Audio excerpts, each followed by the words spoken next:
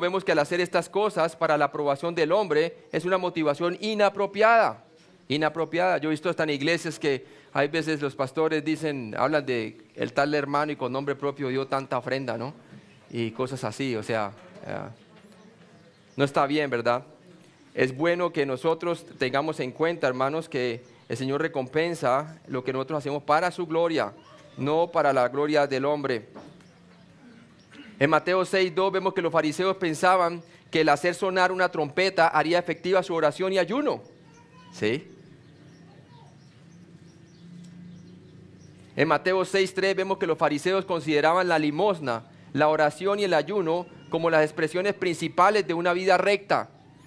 Todo era basado en lo que hacían. Y lo que hacían era lo que ellos pensaban que era lo que realmente los hacía rectos delante de Dios. Pero sabemos que la rectitud que Dios requiere de nosotros es una rectitud que viene externamente, que solamente Cristo la puede dar por medio de la fe en Él mismo. Cuando nosotros ponemos nuestra fe en Jesucristo, su rectitud o su justicia se nos es impartida a nosotros de tal manera que podemos agradar a Dios. Mateo 6:4, el dar a fin de ser visto por el hombre no refleja la gracia de Dios de ninguna manera. ¿Sí? Está buscando su propia gloria. Ahora veamos en Mateo capítulo 6, del 5 al 15, y vamos a ver las aplicaciones erróneas de la ley en relación a la oración. ¿Sí? Por favor, hermana, ¿puede leer? Sí, 15.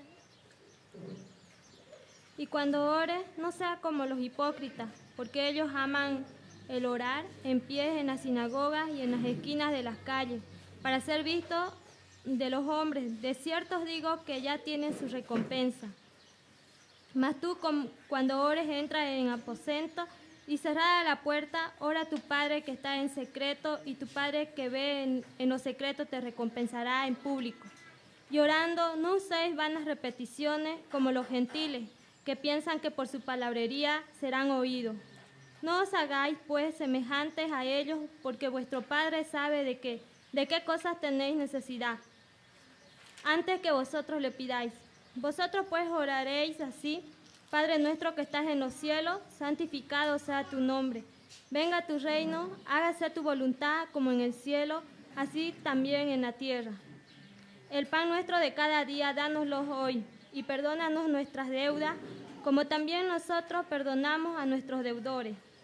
Y no nos metas en tentación, mas líbranos del mal, porque tuyo es el reino y el poder y la gloria por todos los siglos. Amén.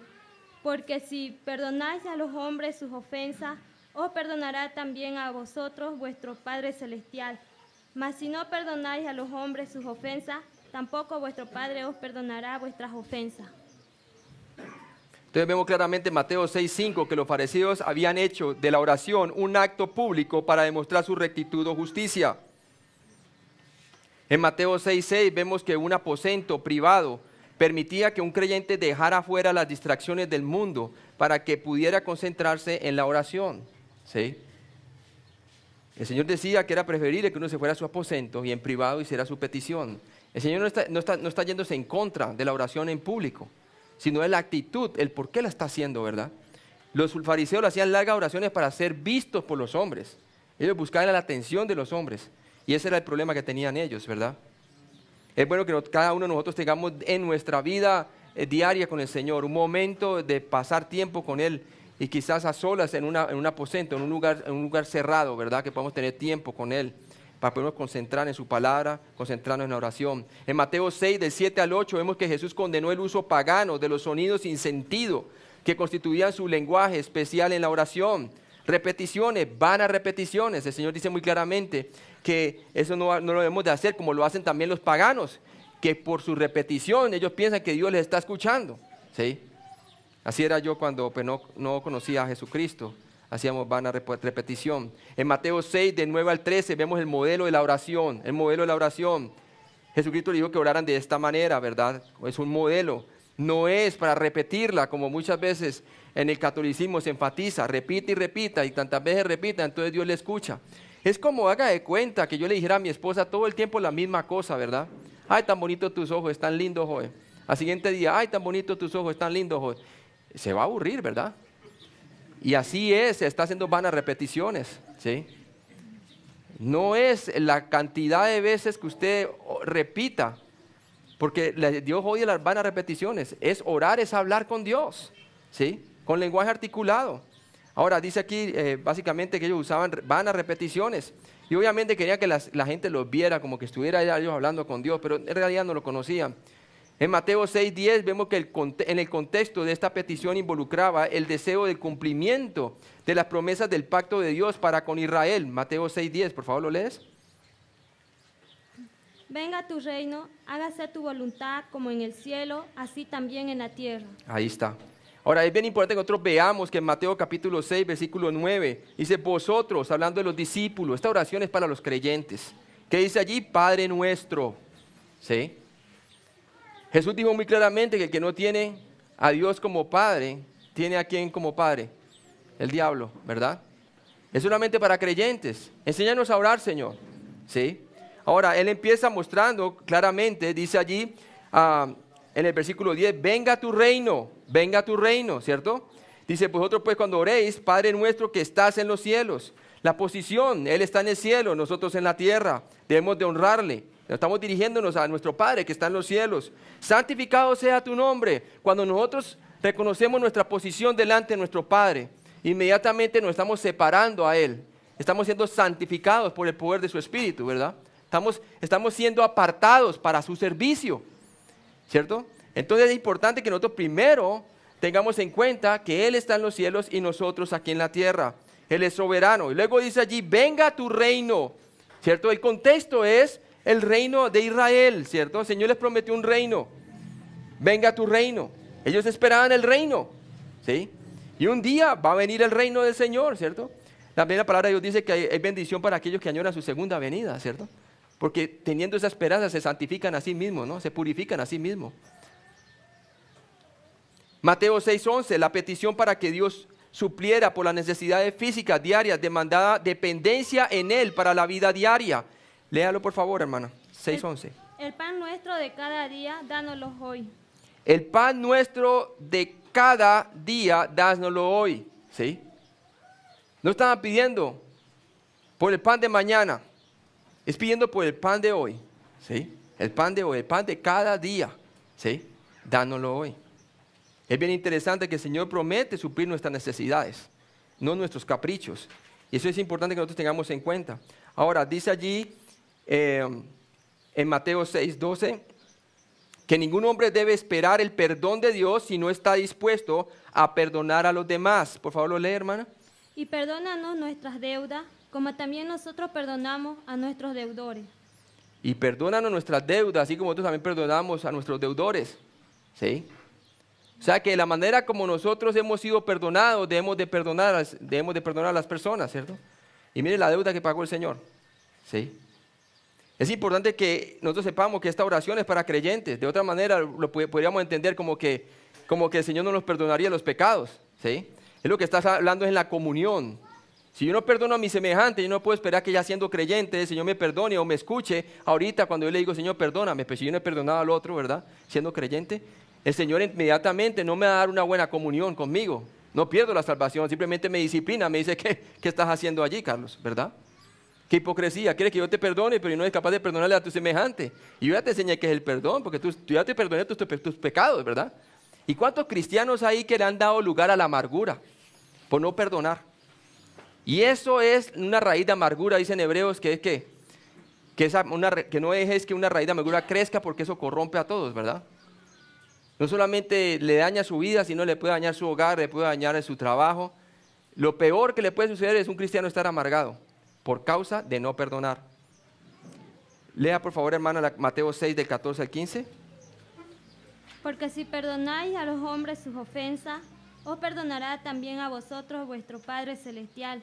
Mas si no perdonáis a los hombres sus ofensas, tampoco vuestro Padre os perdonará vuestras ofensas. Ahí está, ese versículo específicamente aplica solamente a creyentes. Solo el creyente tiene la capacidad de perdonar porque conoce el perdón de Dios. Amén. Usted no puede esperar que un incrédulo pueda perdonar a otra persona como Dios perdona porque no conoce el perdón de Dios. ¿Sí? En Mateo 6:13 entonces vemos que la oración concluye con la adoración a Dios un reconocimiento a la dependencia en Él para evitar la tentación. Satanás quiere que seamos autónomos y Dios quiere que seamos dependientes. ¿Sí? Es interesante ver eso porque desde el jardín del Edén Él quería ¿qué? Que el hombre fuera autónomo, que el hombre decidiera qué es el bien y qué es el mal, que tomara la posición de Dios y seréis como Dios, sabiendo el bien y el mal. Eres tú quien define la realidad de qué es lo bueno y qué es lo malo, y ya no Dios, como había dicho en Génesis capítulo 2, la advertencia, ¿no? De que no comieran del fruto. ¿Sí? Lo mismo sucede hoy. El hombre quiere redefinir la ley de Dios, ¿cierto? Quiere redefinir el matrimonio, quiere redefinir lo que es bueno y lo que es malo. Y mire dónde estamos, ¿cierto? Ahora, eso es el hombre inconverso, pero ¿qué tal el hombre creyente, verdad?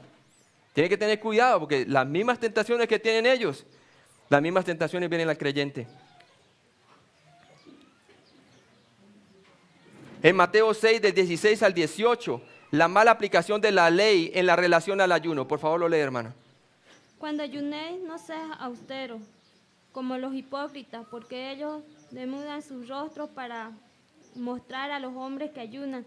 De cierto os digo que ya tienen su recompensa. Pero tú, cuando ayunes, unge tu cabeza y lava tu rostro, pero para no mostrar a los hombres que ayunan, sino a tu Padre que está en secreto, y tu Padre que ve en lo secreto te recompensará en público. Ahí está. ¿Qué hacían ellos? Ellos demudaban su rostro y todo para ganarse la gloria de los hombres. Y por eso el Señor dice, ya tienen su recompensa. ¿Cuál es? El aplauso de los hombres, lo que andaban buscando, ¿verdad? No, cuando lo hagamos nosotros, lo hacemos a solas con el Señor, ¿verdad? Y cuando buscamos al Señor en ayuno, buscamos en conocerlo en su intimidad. Es una necesidad bien grande, ¿cierto? Entrar en su intimidad. Queremos básicamente abstenernos de los alimentos para concentrarnos en un momento de intimidad, en conocerle más a Él y en tener más control de su espíritu, ¿cierto? Sobre todo cuando vamos a tener que tomar decisiones difíciles, es bueno hacer eso, ¿verdad? O también el Señor dijo que hay géneros que no salen hablando de los demonios, sino con ayuno y oración, ¿sí? Porque necesitamos dependencia del Señor. Mateo 6:16, los fariseos ayunaban los lunes y los jueves, tenían horario, ¿no? Supuestamente para conmemorar a Moisés subiendo y bajando con la ley del monte Sinaí. En realidad ellos ayunaban para ser vistos por los hombres. Eso era todo lo que querían, hacer show. Era un show, ¿sí? En Mateo 6, 17 al 18 vemos que Jesús no reprendió el acto del ayuno, sino las motivaciones de los fariseos y su exhibición pública. Eso es lo que él estaba en contra, ¿cierto? La hipocresía, el acto externo sin ninguna motivación interna. Eran sepulcros blanqueados, estaban muertos, no tenían una relación con Dios y decían tenerla, ¿cierto? En Mateo 6, del 19 al 24, vamos a ver la aplicación errónea de la ley en relación a la prioridad. Hermana. No os hagáis tesoros en la tierra, donde la polilla y el orín corrompen, y donde ladrones minan y hurtan, sino haceos tesoros en el cielo, donde ni la polilla ni el orín corrompen, y donde ladrones no minan ni hurtan, porque donde esté vuestro tesoro, allí estará también vuestro corazón. La lámpara del cuerpo es el ojo, así que si tu ojo es bueno, todo tu cuerpo estará lleno de luz. Pero si tu ojo es maligno, todo tu cuerpo estará en tiniebla. Así que si la luz que en ti hay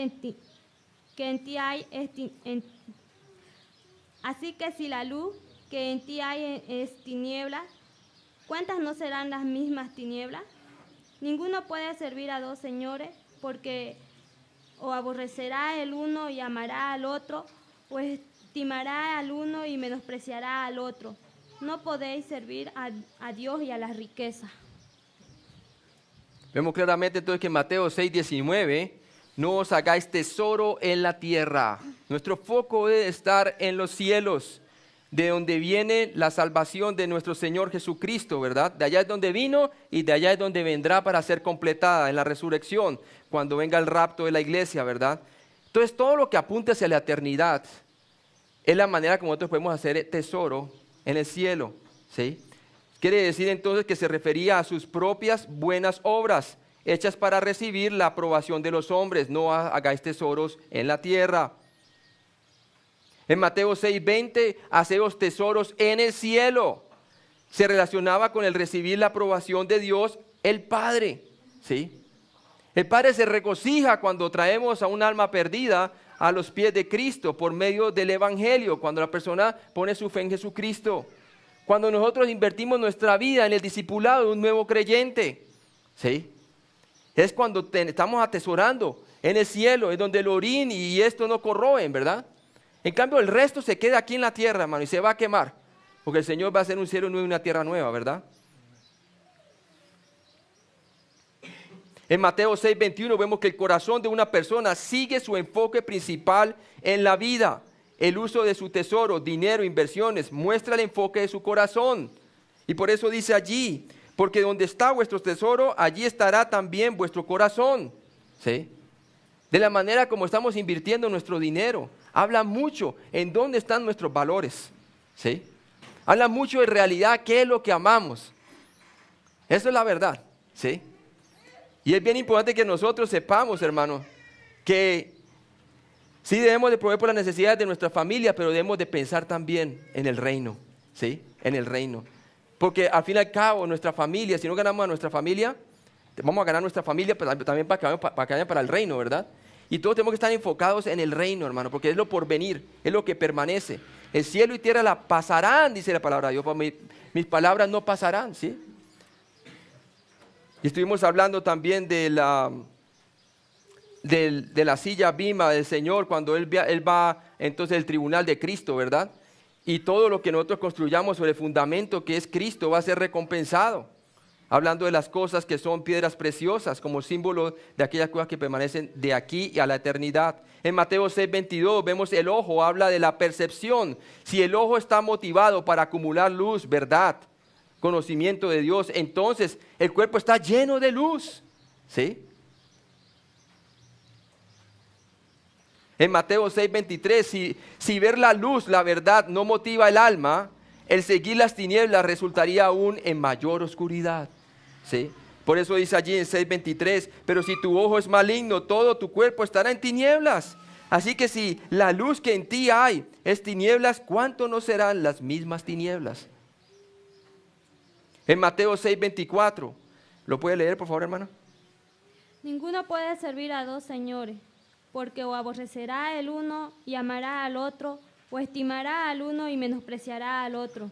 No podéis servir a Dios y a las riquezas. Sí. No podemos tener nosotros nuestras prioridades divididas, ¿verdad?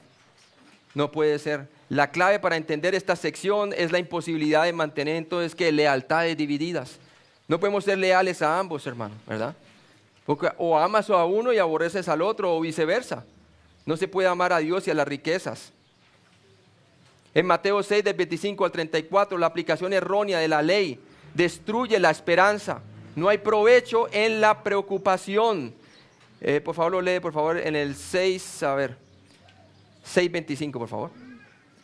Por tanto os digo, no os afanéis por vuestra vida, qué habéis de comer o qué habéis de beber, ni por vuestro cuerpo, qué habéis de vestir. ¿No es la vida más que el alimento y el cuerpo más que el vestido?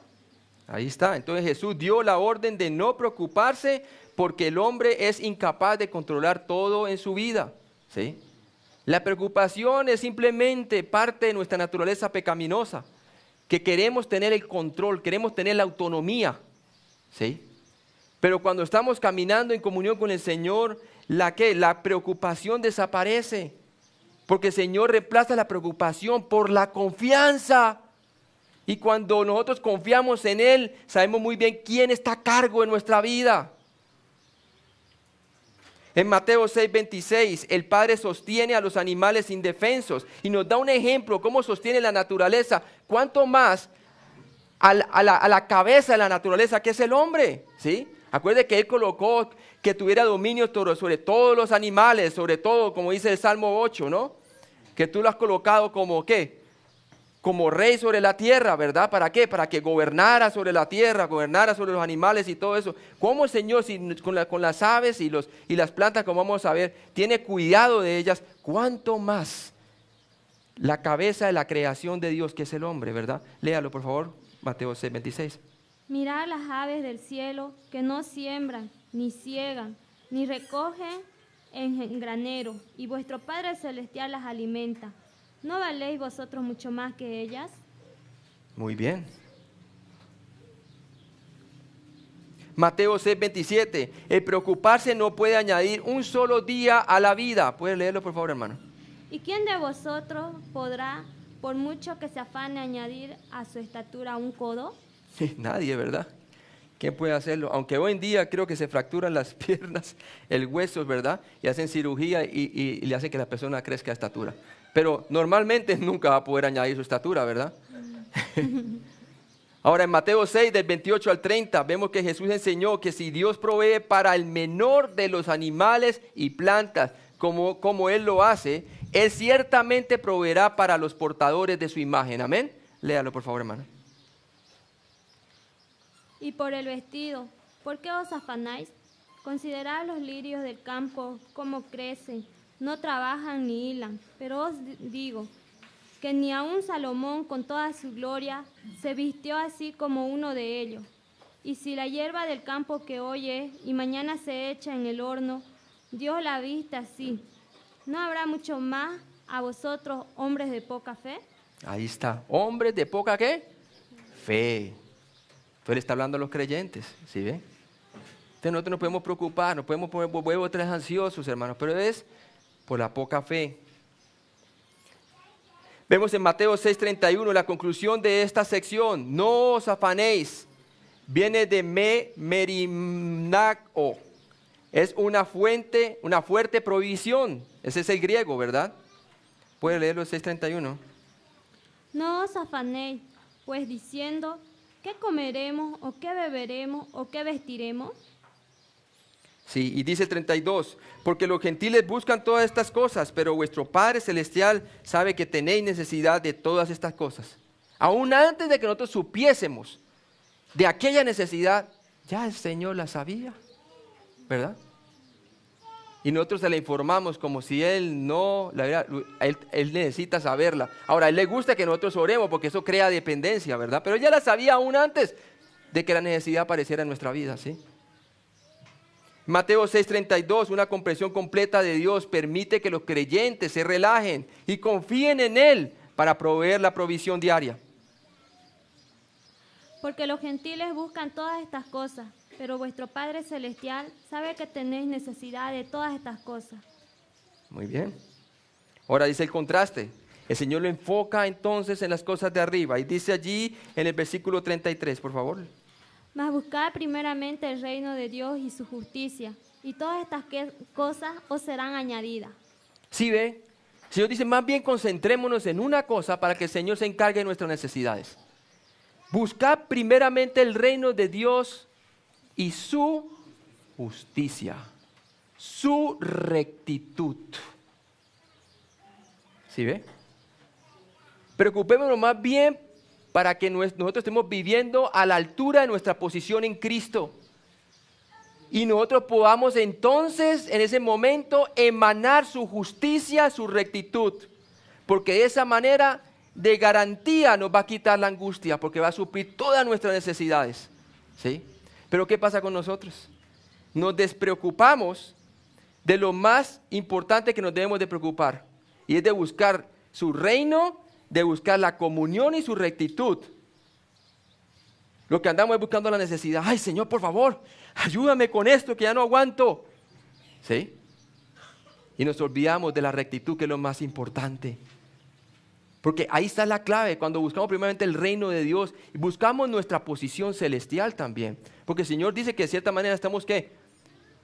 Ya somos embajadores, ¿cierto? Somos embajadores, tenemos una embajada que tenemos comunicación, somos una embajada que tenemos comunicación directamente con la sede celestial, ¿sí? Y en realidad estamos posicionados allá. Pablo usaba y decía que ya somos, ¿qué? Estamos con Cristo allá juntamente gobernando con Él. El hombre tomaba provecho de su posición futura también para poder llenarse de fortaleza espiritual aquí, ¿sí? Es bien importante eso. Entonces decía el Señor claramente, buscar el reino de Dios y su justicia, y todo lo demás será añadido. Preocupémonos en un momento, Señor, yo quiero estar en este momento separado para ti, concentrado, confesando todo pecado para que no haya interrupción, una vida recta para que tú me des descanso en esta necesidad. Y se lo garantizo que se lo da. Porque lo dice que si buscamos primeramente el reino de Dios y su justicia. Y muchas personas pierden ese concepto. Dice, buscar primero el reino de Dios y su justicia. Ok, pero ¿qué significa eso? ¿Sí? Es nuestra posición recta delante de Dios que Él nos ha dado. ¿Sí? Es bien interesante esa parte. Ahora vamos al siguiente. Mateo 6:34. Cada día tiene sus propios problemas. Así que los creyentes deben permanecer centrados en Dios. Por favor. Así que no os afanéis por el día de mañana, porque el día de mañana traerá su afán. Basta cada día su propio mal. Ahí está. Ahora en Mateo 6:33 vemos que Jesús le dijo al creyente israelita que le diera la prioridad a la venida del reino de Dios para poder tratar correctamente los detalles de la vida. ¿Sí ve? Mirar más bien el reino de Dios. Y de esa manera nosotros estamos viendo a la altura de la rectitud de Dios, porque Él nos ha dado la capacidad de poder ser santos como Él es santo, porque Él ya nos dio su espíritu, hermano. Lo que necesitamos es permanecer en Él, permanecer en Él. Mateo 7, del 1 al 6, la aplicación errónea de la ley en relación al juzgar. Vamos a verla por pedazos. Capítulo 7, versículo 1, por favor.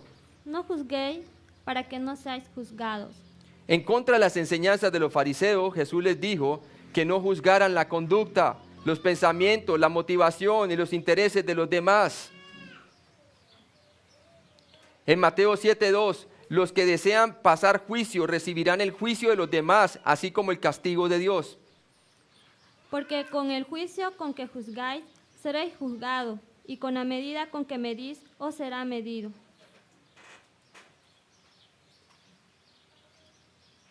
Mateo 7:3, un hipócrita pretencioso como un fariseo falla en autoexaminarse y se engaña a sí mismo.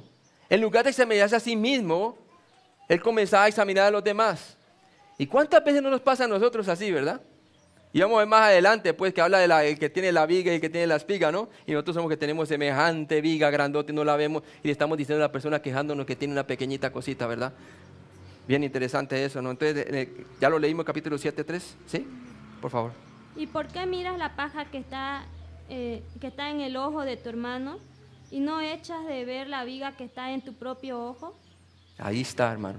La viga que tenemos en nuestro propio ojo, ¿verdad? Primero chequémonos a nosotros mismos para que pues, entonces podamos chequear a los demás, ¿sí? Pero ¿qué pasa? Los fariseos no hacían así, ¿verdad? En Mateo 7, del 4 al 5, Jesús enseñó que una honesta autoexaminación resultaría en un más precioso discernimiento de los demás. Por favor, puede leer allí el versículo 4 y 5. ¿O cómo dirás a tu hermano, déjame sacar la paja de tu ojo y he aquí la viga en el ojo tuyo? Hipócrita, saca primero la viga de tu propio ojo y entonces verás bien para sacar la paja del ojo de tu hermano. Muy bien, Filipenses 1, del 9 al 10.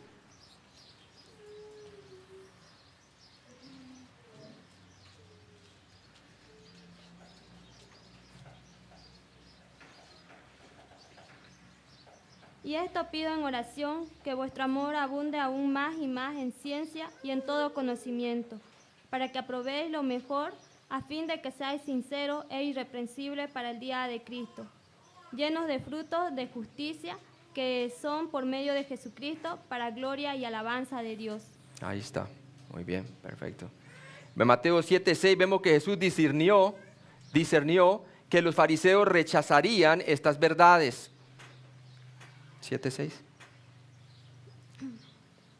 No deis lo santo a los perros, ni echéis vuestras perlas delante de los cerdos, no sea que las pisoteen y se vuelvan y os despedacen. Israel es entonces el foco de todo el sermón del monte, ¿sí?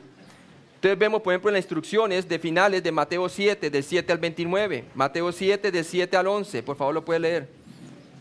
Pedid y se os dará, buscad y hallaréis, llamad y se os abrirá.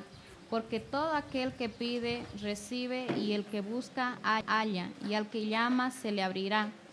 ¿Qué hombre hay de vosotros que si su hijo le pide pan, le dará una piedra? ¿O si le pide un pescado, le dará una serpiente? Pues si vosotros siendo malos sabéis dar buenas dádivas a vuestros hijos, ¿cuánto más vuestro Padre que está en los cielos dará buenas cosas a los que le pidan? Sí, entonces claramente el Señor está mostrando allí que básicamente instrucciones que serían difíciles de obedecer, ¿verdad? ¿Por qué? Porque así va a ser durante el milenio. Durante el milenio las exigencias van a ser altas. Acuérdense que durante el milenio se va a construir un templo milenial, que usted lo ve en los últimos capítulos de Ezequiel. Y durante ese milenio el Señor va a gobernar con vara de hierro, ¿sí? Entonces por lo menos Él va a juzgar toda hipocresía, allí en el acto la va a juzgar toda hipocresía, ¿sí? Entonces Él está diciendo que esas son las exigencias del reino. ¿Para qué? Para que ellos vean el estándar, porque ahora que el Señor estaba presente durante el tiempo de ellos, el estándar y la responsabilidad ante la revelación del Mesías era grande, hermanos. Era para que ellos inmediatamente creyeran en el Mesías, ¿sí? Y le está mostrando las exigencias del reino para que ellos dependan de Él y reciban al Rey del reino, el Mesías, ¿sí? Entonces ese es el foco que Él quiere ponerle a toda esta cuestión del Sermón del Monte. En Mateo 7:7 vemos que el Padre desea la persistencia en pedir, buscar y llamar, la oración. Ahora esa aplicación la podemos tener nosotros también en la iglesia, ¿cierto? Debemos de pedir, buscar, llamar. ¿Por qué? Tenemos dependencia. Así como un niño, ¿qué hace el niño cuando tiene necesidad? ¿A quién llama? Llama a su padre, a su madre, ¿verdad? De igual manera, el Señor está diciendo ahí a la nación de Israel, allí en la nación de Israel, instantáneamente le está diciendo, búsquenme, pídanme, llámenme, ¿sí? Dependencia a la oración. El Mesías estaba con ellos. Mateo 7:8, a pesar de que Dios conoce las necesidades de los creyentes antes que se le pida, la oración eficaz es una parte esencial de la vida del creyente porque demuestra su dependencia en Dios. Eso va en toda dispensación, ¿verdad? Nuestra dependencia en Dios. Vemos acá una aplicación a la iglesia hoy en día. En Mateo 7:9, Jesús reafirmó su declaración mediante el uso de algo menos importante para explicar algo de mayor importancia. ¿Puede leerlo, por favor? 7:9. ¿Qué hombre hay de vosotros que si su hijo le pide pan le dará una piedra? Ahí está. Ninguno. Y si nosotros siendo malos, hermanos, no le vamos a dar a nuestro hijo, en lugar de un pan, le vamos a dar una piedra. ¿Cuánto más nuestro Padre Celestial, verdad? El Señor está diciendo, el Señor le quiere dar la mejor dávida. ¿Les dio qué? El pan del cielo, que es el Mesías. Y no lo veían, no lo querían creer, ¿sí? Ahora en Mateo 7:10 vemos que si los de menor importancia, padres terrenales, dan cosas buenas a sus hijos, ¿cuánto más el de mayor importancia, el Padre Celestial, dará cosas buenas a sus hijos? ¿Qué tal la vida eterna, hermano? ¿Verdad? La vida eterna. Ellos estaban perdiendo la vida eterna por estar enfocados en sus tradiciones, por estar enfocados en lo suyo, ¿cierto? En su propia autonomía, en vez de estar dependientes del Mesías, como algunos pocos que sí vimos que eran judíos, lo que vinieron a creer en Él. En Mateo 7:11 vemos que ya que Dios el Padre es perfecto, Él seguramente dará cosas buenas a los que le piden. ¿Por qué? Porque Él es perfecto. Él sabe perfectamente qué es lo que nosotros necesitamos, ¿sí? Lo mismo le está diciendo, ¿ustedes no creen que yo tengo algo mejor que darles a ustedes que las tradiciones que tienen ustedes aquí? Ellos básicamente estaban rechazando el reino. Estaban por rechazarlo, ¿sí? Criticando, asignándole a Él, que después vamos a ver que una y otra vez blasfemando contra el Espíritu Santo, acusándole que echaba fuera demonios en el nombre de Belcebú, ¿cierto? Hermano, cuando el Padre le quería dar la mejor dávida que su propio Hijo, ¿sí? A Israel. En Mateo 7:12 vemos la regla de oro. Estas son las exigencias del reino. La regla de oro va a ser vivida durante el milenio. Nosotros los creyentes vamos a tener la regla de oro, nosotros vamos a aplicarla en el reino, ¿sí? Pero aquellos que no la apliquen van a ser juzgados con vara de hierro, hermano, ¿sí? En Mateo 7:12 Jesús animó a los creyentes a tratar a los demás de la misma manera que quieren que otros los traten. ¿Por qué creen que durante el milenio el Señor todavía va a tener sus cicatrices? ¿Por qué creen que se va a construir un templo todavía durante el milenio? ¿Por qué creen que se va a hacer unos sacrificios nuevamente a manera de memoria? ¿Sabe por qué? Porque la gente que van a hacer durante el milenio van a tener que tomar una decisión. O aquel que está sentado en el trono está rigiendo con vara de hierro, ¿es el Mesías o no? Y ellos necesitan escuchar una historia para poder llegar a salvo. ¿Y cuál historia es, hermanos? El Evangelio de gloria. Y por eso va a ser el templo reconstruido. Por eso va a tener las figuras aún de ¿qué? De la memoria, los sacrificios haciéndose y teniendo el Cordero mismo allí representado, hermano. Van a tener toda la revelación de Dios.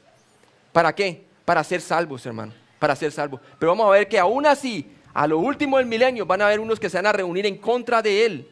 Van a obedecer externamente, pero internamente lo odian. Pero hay otros que se van a hacer salvos.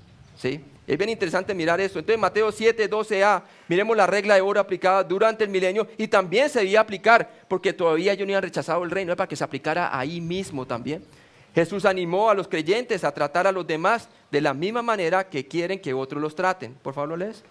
Así que todas las cosas que queráis que los hombres hagan con vosotros, así también haced vosotros con ellos, porque esta es la ley y los profetas.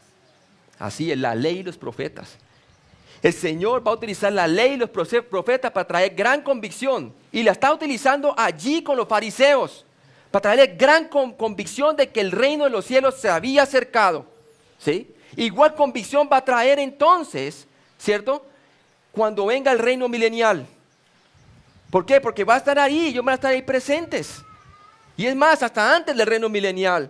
Antes de que venga y venga aquí y rija con vara de hierro, durante el milenio va a traer a profeta, va a traer un profeta y va a traer a la ley nuevamente, posiblemente 2 testigos. ¿Quiénes son ellos?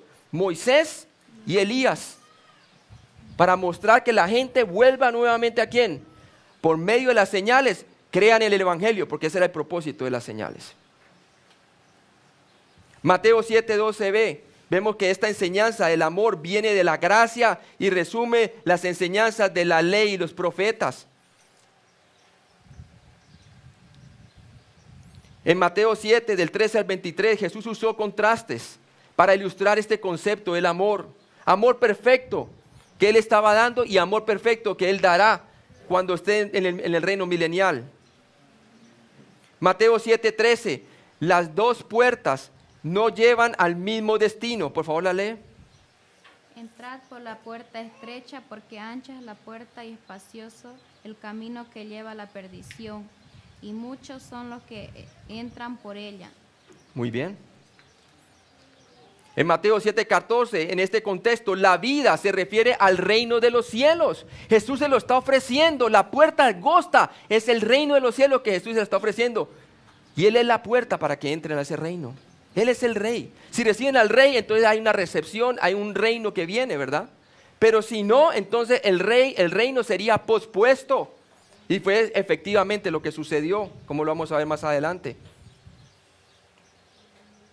Por lo tanto, el reino significa la vida eterna. En Mateo 7:15, Jesús advirtió en contra de aquellos que abogan a favor de la puerta ancha. Parecen inocentes, pero en realidad buscan destruir a los creyentes. Eso podemos ver en una aplicación, así como ellos lo están haciendo. ¿Qué hacían los fariseos? Lo llevaban a la gente por la puerta ancha, ¿verdad? La falsa doctrina, las falsas enseñanzas, el mantener la tradición oral de ellos, que la hacían parecer como si fuera ley de Moisés, pero no era. Invalidaban con sus tradiciones la palabra de Dios. De igual manera, hermano, va a ocurrir durante la tribulación, ¿cierto? Se van a levantar muchos falsos profetas, y hasta antes de la tribulación, como lo vemos hoy en día, podemos aplicarlo a la iglesia también, ¿sí? Se han levantado muchos profetas en su nombre, vienen diciendo que es el Cristo y muestran otras maneras de entrar supuestamente al reino, pero no. Para entrar al reino solamente es a través del evangelio de Jesucristo, que es la puerta angosta. Mateo 7:16, por su fruto los conoceréis.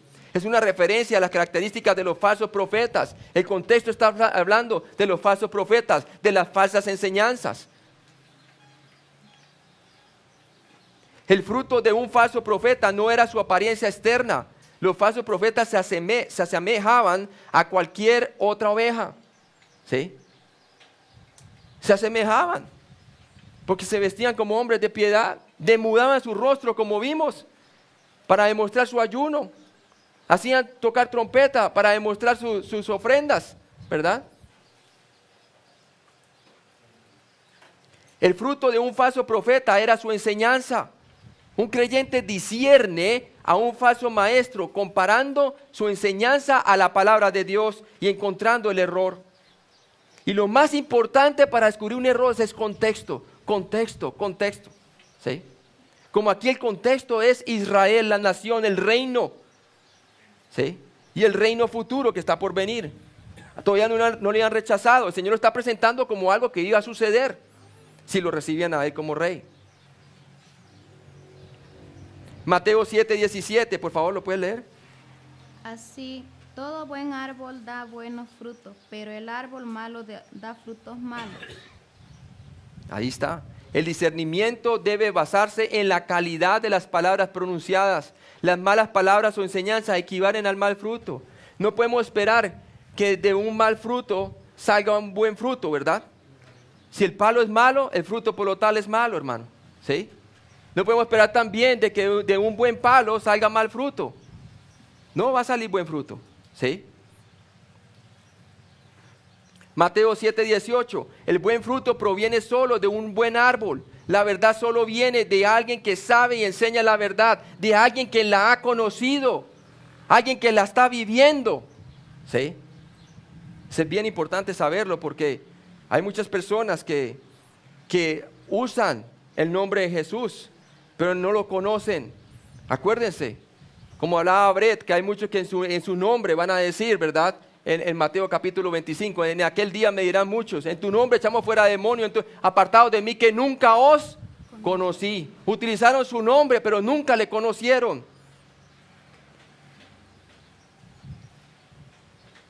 En Mateo 7, del 19 al 20, un árbol podrido es condenado por su incapacidad de producir frutos buenos. Los fariseos estaban condenados porque no poseían la fruta correcta, la enseñanza pura. Por favor.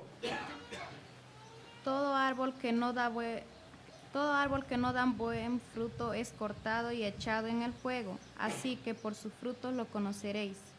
Ahí está. Es cortado y echado en el fuego, ¿verdad?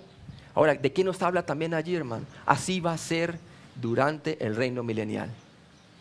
Cualquier persona que sale hablando en su propio nombre, cortado y echado en el fuego instantáneamente. ¿Por qué? Porque el Señor va a aplicar justicia sobre la tierra y juzgará rectamente la tierra, dice la palabra de Dios allá en los Salmos, ¿verdad? El Señor viene con vara de justicia, ¿sí? Es más, era para que los fariseos temieran, porque quizás si el Señor no hubiera tenido misericordia, Él podía haber hecho eso ahí mismo en el acto, ¿sí? Pero el Señor tuvo misericordia, por eso lloró. Como hablaba Brett, el Señor odia el pecado, ¿cierto? Odia el rechazo, odia al pecador de cierta manera. ¿Por qué? Porque a como Él se aferra a su pecado y rechaza la revelación de Dios en la persona de Jesucristo y no cree en el Mesías, entonces no hay manera que se pueda separar el pecado de la persona. ¿Sí me entiende? Pero por medio de la cruz también nos muestra su misericordia porque quiere apartar el pecado de nuestras vidas por medio de la sustitución de su sacrificio en la cruz por nosotros, para que por medio de la gracia podamos adquirir el don de la vida eterna, el perdón de pecados, podamos ser libres de la esclavitud del pecado. Bueno, pues Israel no estaba entendiendo el mensaje, los líderes religiosos, unos pocos sí. En Mateo 7:21, solo aquellos que hacen la voluntad del Padre entrarán en el reino de los cielos. Juan 3:36, por favor. El que cree en el Hijo tiene vida eterna, pero el que rehúsa creer en el Hijo no verá la vida, sino que la ira de Dios está sobre él. Está sobre él, ¿sí ve? Lo mismo va a suceder durante ese tiempo. Tenían que creer de la misma manera como tienen que creer durante el milenio. Ahora, durante el milenio, si el Señor baja con vara de hierro, ¿crees o no? De una, ¿verdad? Allí el Señor todavía, porque su primera venida no es para condenación, sino para salvación, ¿cierto? Y por eso lloró allí. Vamos a ver más adelante, va a llorar por Jerusalén. Jerusalén, Jerusalén, tú que apedreas a los profetas. ¿Cuánto no quise como una gallina tiene a sus polluelos? porque no conociste el día de tu visitación. ¿Sí? Eso lo podemos aplicar hoy a la iglesia también. ¿Por qué? Muchos no han conocido todavía el día de la visitación del Señor, que vino hace 2000 años, murió por el pecado no solamente de Israel, sino por el pecado tuyo y mío, los gentiles. ¿Sí? El Evangelio demanda una respuesta. O crees o no lo crees y vas a ser condenado. Solo los creyentes son capaces de hacer su voluntad. Leamos Romanos 6, del 17 al 18. Pero gracias a Dios que aunque erais esclavos del pecado, habéis obedecido de corazón a aquella forma de doctrina a la cual fuisteis entregados, y libertados del pecado vinisteis a ser siervos de la justicia. Hablo como humano por vuestra humana debilidad, que así como para iniquidad presentáis vuestros miembros para servir a la inmundicia y a la iniquidad, así ahora para santificación presentad vuestros miembros para servir a la justicia. Amén. Ahora podemos servir a la justicia. ¿Por qué? Porque si nosotros nos declaramos muertos al pecado, ¿cierto? Inmediatamente nosotros, ¿qué pasa? Declarándonos muertos al pecado, estamos declarando nosotros también a la vez que estamos vivos en Cristo. Y por medio de la rectitud de Cristo que Cristo nos ha dado, podemos servirle a Él con poder y gloria. Podemos presentar nuestros miembros a Él como sacrificio vivo delante del Señor, porque es nuestro culto racional, dice la palabra de Dios, ¿verdad? Podemos renovar nuestro pensamiento, el cual estaba conforme a los deseos del mundo. Ahora ya no, hermano. Tenemos la capacidad, el poder de Dios que Dios nos ha dado a través de su Espíritu. Mateo 7:22, por favor, ¿puedes leer? Muchos me dirán en aquel día: Señor, Señor, ¿no profetizamos en tu nombre y en tu nombre echamos fuera demonios y en tu nombre hicimos muchos milagros? Ahí está, y mire el enfoque del Señor. El Señor está diciendo eso a ellos allí y también lo está diciendo a los que van a estar durante el milenio. Le está diciendo a Israel, ¿cierto? Que muchos me dirán allí: Señor, Señor, no hicimos esto en tu nombre, y apartados de mí. ¿Sí? Se lo está diciendo ahí encima, sí, para que ellos vean que las obras que están haciendo ellos no las hacían porque eran unas personas salvas, las hacían porque ellos pensaban que la salvación se podía ganar, se podía adquirir, ¿cierto? Tenga en cuenta que los falsos profetas hicieron muchas cosas buenas en el nombre del Señor. Hicieron muchas cosas buenas, hermano. Pero el Señor no mira lo de afuera, Él mira lo de adentro, ¿verdad? Jehová pesa los corazones, dice la palabra de Dios. El hombre mira lo de afuera, pero Jehová pesa los corazones. Él mira los motivos por los cuales se están haciendo las buenas obras. Y si no viene del motivo de la adoración del Señor a partir de un corazón regenerado, no sirve, ¿verdad? No son obras rectas, no son obras dignas, sino trapos sucios, hechos por la misma justicia del hombre, que es el pecado, ¿verdad? Tenga en cuenta que muchas de estas cosas buenas se hacen en los movimientos de las señales y prodigios de nuestro tiempo. Aquí tenemos la aplicación a la iglesia: profetizar, echar fuera demonios y hacer milagros, ¿sí?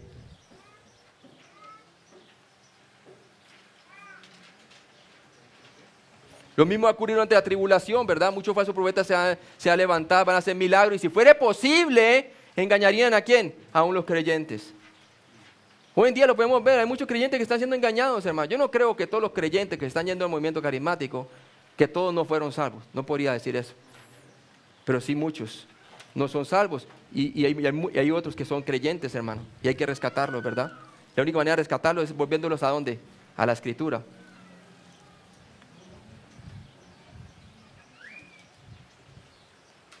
Y ellos decían: Señor, Señor. Pero no, hermanos. No hicieron la voluntad de Él. ¿Y cuál es la voluntad? Que creamos en aquel que Dios envió, Jesucristo el Señor. Mateo 7:23, el rechazo a Cristo es desobediencia a la voluntad del Padre y resulta en la negación a la entrada al cielo. Por favor. Y entonces les declararé: nunca os conocí, apartados de mí, hacedores de maldad. Hacedores de maldad. ¿Sí ve? Sin un nuevo nacimiento, sin una nueva naturaleza divina dentro del individuo, todo lo que queda y todo lo que se haga, a pesar de que externamente, escúcheme bien, sea una buena obra, realmente viene de un corazón que lleno de maldad. ¿Sí ve? ¡Wow! ¡Qué sorpresa!, ¿verdad? Imagínense, quizás nosotros en el cielo vamos a ver personas, esperamos ver personas que pensábamos que iban a llegar allá, porque se veían por fuera, ¿verdad? Pero resulta que no llegaron. Como también vamos a sorprendernos de personas que nunca pensábamos que iban a llegar allá y llegaron porque sí han creído en Cristo. Grande sorpresa. Y yo creo que la tercera sorpresa más grande es que, gloria a Dios, yo también llegué allá por la gracia de Dios. Amén. Así es.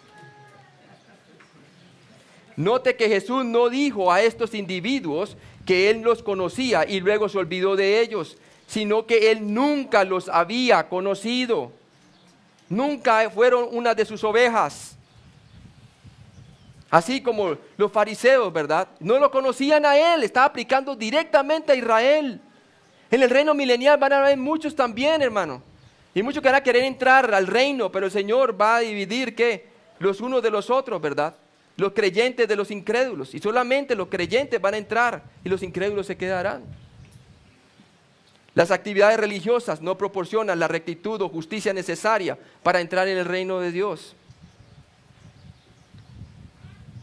En Mateo 7, el 24 al 27, si lo puede leer por favor, y vamos a ver los dos cimientos y los dos constructores. Cualquiera pues que me oye estas palabras y las hace, le compararé a un hombre prudente que edificó su casa sobre la roca. Descendió lluvia y vinieron ríos y soplaron vientos y golpearon contra aquella casa y no cayó porque estaba fundada sobre la roca. Pero cualquiera que me oye estas palabras y no las hace, le compararé a un hombre insensato que edificó su casa sobre la arena. Y descendió lluvia y vinieron ríos y soplaron vientos y dieron con ímpetu contra aquella casa y cayó y fue grande su ruina. Y cuando terminó Jesús estas palabras, la gente se admiraba de su doctrina, porque les enseñaba como quien tiene autoridad y no como los escribas. Ahí está. Entonces el Señor está hablando aquí de los dos cimientos. En Mateo 7:24 vemos que Jesús enseñó esta parábola para enfatizar la importancia de aplicar su enseñanza o obediencia. Debemos de entender muy claramente, hermanos, que es imposible hacer las obras de Dios sin tener la naturaleza de Dios. El nuevo nacimiento, es imposible agradar a Dios por medio de las obras, porque por medio de las obras es el conocimiento del pecado. ¿Sí? Por medio de la ley es el conocimiento del pecado. Es imposible agradar a Dios por medio de la ley, porque por medio de la ley es el conocimiento del pecado. La ley es buena en el sentido que es reveladora. Sin ella jamás hubiéramos venido a Cristo, porque jamás hubiéramos visto nuestra necesidad de ser salvos. ¿Sí? La ley es como una radiografía que te muestra la condición del cuerpo. La condición de nuestro cuerpo. Cuando alguien nos muestra, usted ha conocido personas que se hacen un chequeo general médico, ¿verdad? Pensaban que era un chequeo normal, pero de repente le sale algo ahí, ¿verdad? Le sale un tumor. La persona dice, yo no siento nada. Pero el examen le muestra el problema. El examen de por sí es bueno porque le muestra el problema, pero el examen no puede curar el problema. Así es la ley. La ley le muestra la condición del hombre que está en pecado, ¿verdad? Que está separado de Dios y que hay una condenación. Y sirvieron como un ayo o un instructor para llevarnos a Cristo, para que el evangelio sea una buena noticia, que aún siendo pecadores, Cristo murió por nosotros. Y eso es lo que estaba enseñándole allí a los judíos. Le está enseñando a Israel allí. Le está enseñando, hermano, que el Señor está chequeando el cimiento. Él no se deja, ¿cómo se llama? Influenciar por lo que está construido. Él mira por lo que está adentro del hombre. Entonces Jesús enseñó esta parábola para enfatizar la importancia de aplicar su enseñanza u obediencia. Pero obviamente es imposible aplicar su obediencia y obedecer a Él si no tenemos su naturaleza, no tenemos el cimiento. Mateo 7:25, la persona que escucha y obedece las palabras del Señor tiene estabilidad en la vida, Porque sabe que sus obras son hechas ¿en quién? En Cristo, en Cristo. En Mateo 7:26, en contexto, los fariseos y los israelitas que siguieron sus enseñanzas fueron los que construyeron sus casas en su propia arrogancia y autoesfuerzo. ¿Sí ve? Lo mismo va a ocurrir durante el reino milenial. Muchos van a edificar su vida, ¿cierto? De su propia manera. Y quizás van a ajustarse de obediencia porque les toca y tienen temor. Pero no porque vienen con un corazón regenerado, porque no han creído ¿en quién? En el Mesías. Aunque tengan el templo como ejemplo, aunque tengan el sacrificio y la historia del Antiguo Testamento y los sacrificios memoriales, y aunque tengan el Cordero mismo allí gobernando y que tienen sus cicatrices, muchos no van a creer. Impresionante. ¿Ah? Entonces siempre veamos el enfoque del reino que tiene el Señor. Y sí que podemos sacar aplicaciones para la iglesia hoy, pero el enfoque es ¿quién? Israel. Digan conmigo, Israel. Así es. Habían cambiado la verdad por la mentira. Romanos 1:25, por favor. Ya que cambiaron la verdad de Dios por la mentira, honraron y dando culto a las criaturas antes que al Creador, el cual es bendito por los siglos. Amén. Ahí está. Ellos eran amadores de sí mismos, ¿verdad? Se adoraban más a sí mismos que al Creador. El Creador se hizo criatura, aún vino a ellos y ellos no lo recibieron. La condenación eterna le espera a aquellos que no creen en el Señor Jesucristo. Miren lo que dice la segunda de Tesalonicenses, capítulo 1, versículo 8 al versículo 9. En llama de fuego para dar retribución a los que no conocieron a Dios ni obedecen al Evangelio de nuestro Señor Jesucristo, los cuales sufrirán pena de eterna perdición, excluidos de la presencia del Señor y de la gloria de su poder, cuando vengan en aquel día para ser glorificados en sus santos y ser admirados en todos los que creyeron, por cuanto nuestro testimonio ha sido creído entre vosotros. Ahí está la aplicación para la iglesia, ¿sí ve? De igual manera como el Señor va a juzgar los cimientos de aquellas personas que están edificando sus vidas durante el periodo milenial o durante el primer siglo allí, estas personas, los fariseos, antes de la crucifixión, ¿verdad? De igual manera los va a juzgar a ellos, de igual manera a nosotros. A las personas que no han creído en Jesucristo van a ser juzgados, ¿por qué? Por su incredulidad y con llama de fuego, ¿sí? Tal cual de la misma forma como va a juzgar a aquellos incrédulos durante su reino milenial. El creyente que desobedece a Dios y no logra avanzar en la vida espiritual sentirá vergüenza en la venida de Cristo, hermano. ¿Sí? Aquí está otra aplicación para la iglesia. Primera de Juan 2:28, por favor.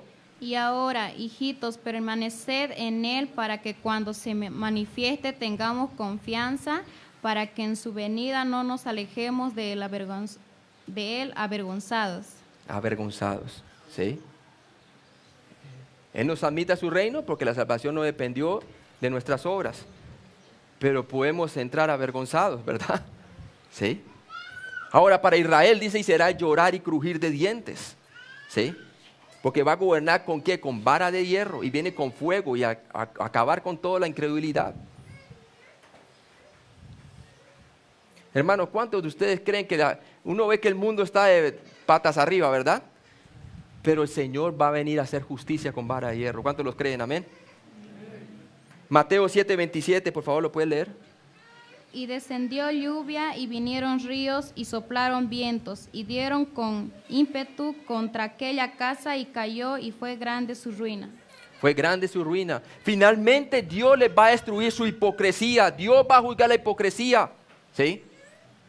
Por gracia de Dios, porque no vino ¿a qué? No vino a condenar las almas, sino a salvarlas. ¿Se acuerdan cuando dos de sus discípulos le dicen al Señor, Señor, manda que caiga fuego del cielo y los consuma de una? El Señor dijo, no, porque el Hijo del Hombre no vino ¿a qué?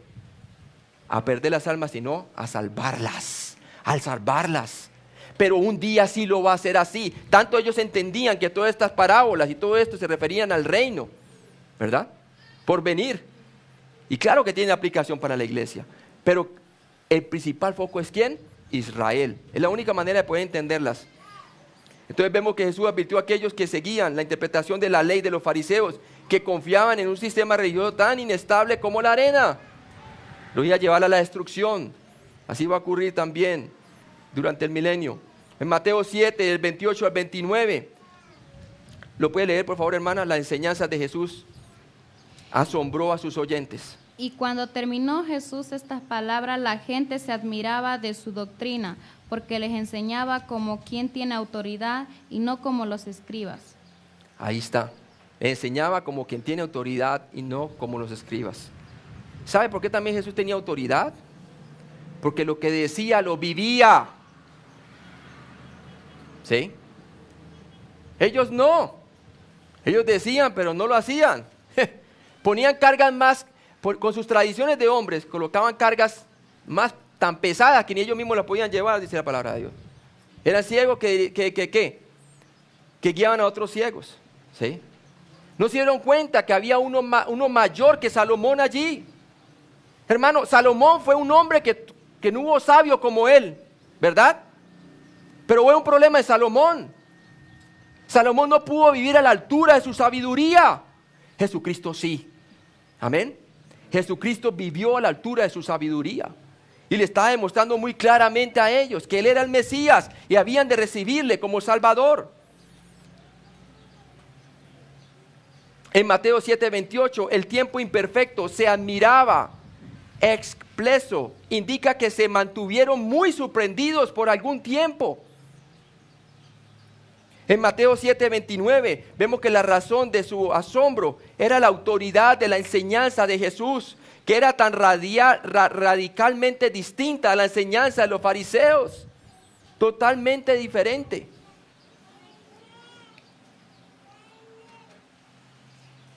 Ahí vemos el cimiento de Mateo 7:24. Vemos la palabra de Dios que dice Juan 17:17, por favor. Tu palabra es verdad. Tu palabra es verdad, ¿cierto? La palabra del Señor es verdad. Y es sobre la verdad de Dios que nosotros debemos de fundamentar, ¿qué? Nuestra vida. Al fin y al cabo fue la verdad la que nos hizo libres, ¿cierto? Y conoceréis la verdad y la verdad os hará libres.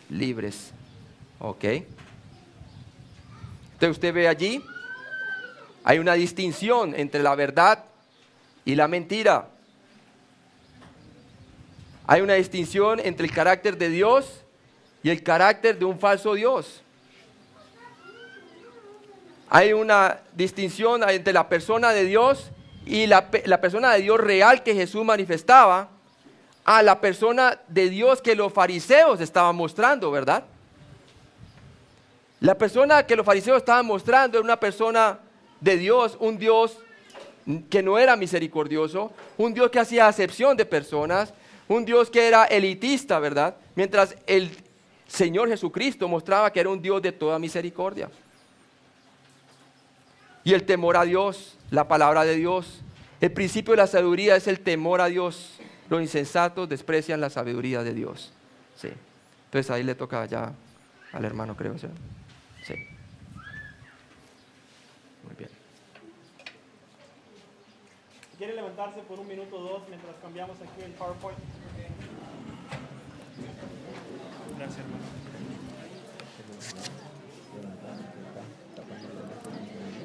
¿Dónde lo pongo? Gracias.